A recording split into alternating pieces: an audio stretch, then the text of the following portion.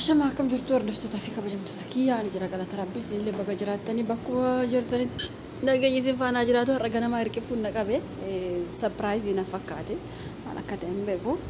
ما سنت فكاته فيديو سادا إنه إلى الفيديو سادا إلى اللي باي جمده ما لفي نمني روزا جالته هندو نجمده جده يادا وان أرجمت وين نتفكاتي ما لفي فول بشير را كانت تجاه دبسو وأرجمت وين نتفكاتي جورا سينا إيشين همتشا تورته سينا ويتو كهم تروزا مال جته أبا مناكيا نتهنا فجت هريان كيا أبا مناكيا نتهنا فا قرونا يصير بيجنا ما تدبي سينا شيء كيسة تروزا مال جته فكتان سينا ويا توك حاسف تكيستي دبرتين توكوش عشان مني كنا كيسة جرتي سينا إيش نتهمته أبا منا إيش بايتك اتهنا فا قرو إني بيجنا ما كيسة جرا كان شكوران كان كأي نتهنا فوران كان كأي سلكي كيسة أولي بولا جتة مجايون سوني يرو جبابا كيسة ومرتفعت جرتي جتة ترتة سينا كان هندي كيسة وقفت تانيتو سينا نما بكيسة تحاسفته يرو باي اللي منما كمو سينا سايفا بافتشو يو سوداته يو كازمو جريني ساسون أكن ديغم جريني كوني بيكي دلامتي ini jaramu hindi gamu dalamiti bek jirenya tari yosena kana dubbadde namichi kunna isata jirenya kiya diga mata kajedamu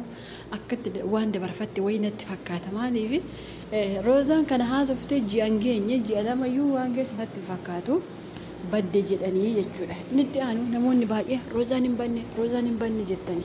an dhuguma rabbitti youtube kiya takartile hojjechaa ture garuu viidiyoo saadaa kalees argee gammade yuutuubii kiyya kanarratti waa'ee roozaa maaf hin haasofne jedhee mala yuutuubii kiyya takkarratti akkuma na beektan waa'ee roozaa gadi fageenya irratti haasa'ee jira. Roozaani dhugaa dubbachuu fi nama bakka nama akkamii yoo isin hin jedhe hin jiru miidiyaa kanarra hin jirtu dhugaa rabbi akka roozaa abaluun akka roozaati yoo jedhe bifaa yoo jette amalaa yoo jette nama gorsu yoo jette dhugaa rabbi miidiyaa kanallee miidiyaan kun beeke nama miidhus qaba nama fayyadus qaba amma namoonni baay'een ajandaa godhanna jedhaniitu ajandaan keessan garuu akkatti sinirraa fokkatu roozaan hin banne namoota baay'ee akka jiru keessaa tiiktookii laayivii kana banatanii roozaan maal taate roozaan hin banne ani ijaan argee an jedhu jira biyya arabaa hoolaa jala taa'e ani ijaan argee barkaa jedhu jira jechuudha kanaafi akkoo ishee sana namni arge jaarsaaf jaartii sana namni arge imimmaan hin qabatu ani guyyaa akkoon ishee kufte suni imimmaan qabachuu dadhabe rabbiin kun natti argu imimmaan qabachuu dadhabe guyyaa gaafa sana maaliif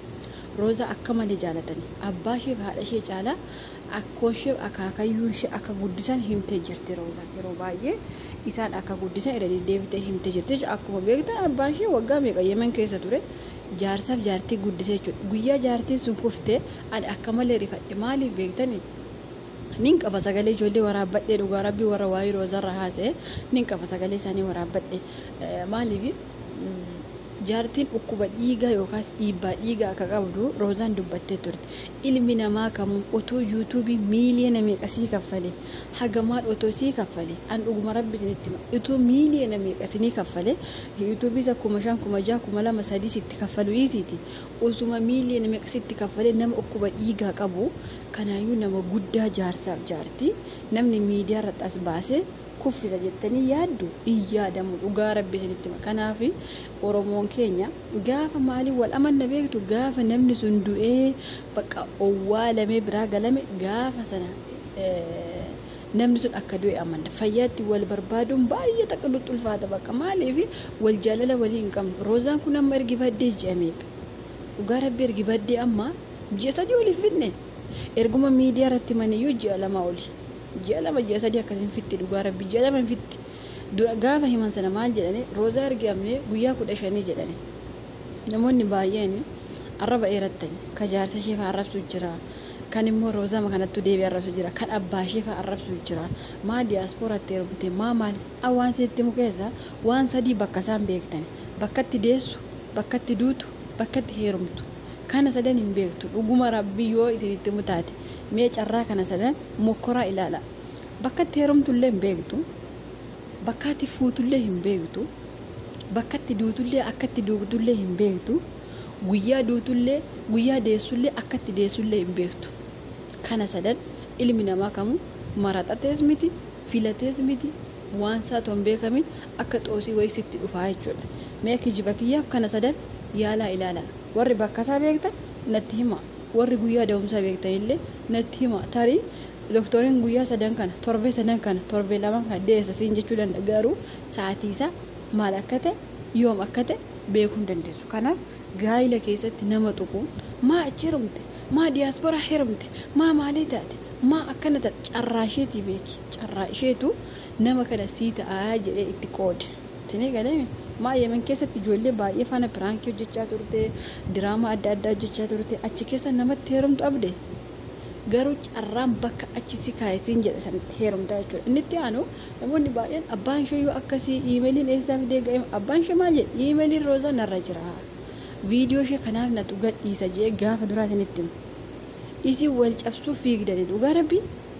akkatti garuu akka namaaf miti akkuma mata duree saadaan kaleessa barreeffattee ofte akka namaaf miti akka rabbiif jette dhugumatti akka namaaf miti akka rabbiif rabbi roozaa kana nuuf haa mul'isu. Rabbumaan jedhee rabbumti as nuu baaseetuma sagalee ishee nu ageessise abbaan feete waan feete jechuu dandeessa. Tarii namoota reeffa namaa reeffa yuutuubii tiiktookii daldalachuu bareetu nama hawwa dhugaa rabbi warra akkas bareetu malee rabbumaan jedhee bakka rabbi jedheetuma as nuu baasee ani sagalee umashee dhaga'ee gammachuu akka gammadu hin beeku. Dhugaa rabbi isinitti hima yoo ta'e akkamitti akka gammadu gaafa roozaa kana argee hin beeku. Bakka akkamitti akka gammadu hin beeku dhugaa rabbi. Maaliif akka nama bishaan eebotutti baay'ee takka ishee eebodhe miidiyaa kanarra. Inda'u yuutuubii guyyaa bane dhugaa rabbi isinitti ishee fi fayyoo jaalalaa ilaala bane dhuguma rabbi yoo isinitti himu taate miidiyaa kanarra namoota baay'ee yuutuubii fayyadama garuu kan fakkeenya godhee bane isaan lamaan fayyoo jaalalaa fi roozaa kana. Roozaa kana yeroo ishee yemen jirtu ijoollee baay'ee yemanii hojjeta ummu kaanostu jira kaamilaa faatu jira namoota baay'ee haadha mana marroo shawuu kanatu jira bakka namoota baay'ee jira. Garuu isaan keessa